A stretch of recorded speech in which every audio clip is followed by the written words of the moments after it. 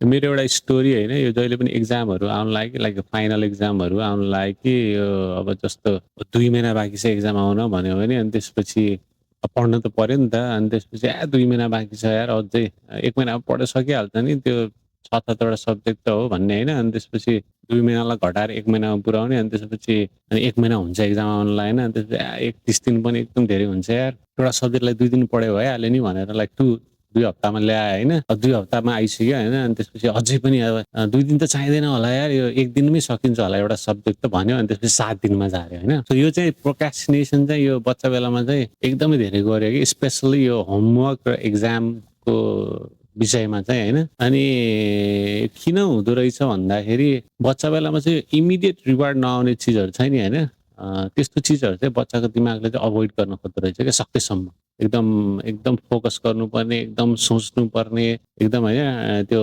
Reward आउन पनि एकदम टाइम लाग्ने चिजहरूलाई चाहिँ बच्चाहरूले चाहिँ अभोइड गर्दो रहेछ। So I think that's what was happening to me. अनि यसलाई चाहिँ कसरी डिल गर्नुपर्ने रहेछ भन्दाखेरि यो चाहिँ कुनै स्केड्युल, कुनै रुटिन बनाएर, डिसिप्लिन बनाएर चाहिँ हुने चिज होइन रहेछ यो प्रोक्रास्टिनेसन बच्चामा हटाउनुको लागि चाहिँ बच्चाले किन अभोइड गरिरहेछ होइन, त्यसको त फिलिङ्सलाई चाहिँ बुझ्नुपर्ने रहेछ क्या। So once you start understanding them and talking to them about it, तब तपाईँले त्यो फिलिङ्सको बारेमा कुरा गर्नुहुन्छ। तपाईँले अब जस्तो बच्चालाई आफ्नो कोठाउले सफा गरेको छैन भने तैँले किन कोठा सफा नगरेको भन्नुको सट्टा तिमीले त्यो 2टा बुक टिक गरिदेऊ त अथवा त्यो तन्ना मिलाएर राखिदेऊ त भनेर उसलाई सानो सानो टास्कबाट सुरु गरेर उसको फिलिङ्स बुझ्न खोज्यो भने चाहिँ I think it will help them be better not to procrastinate.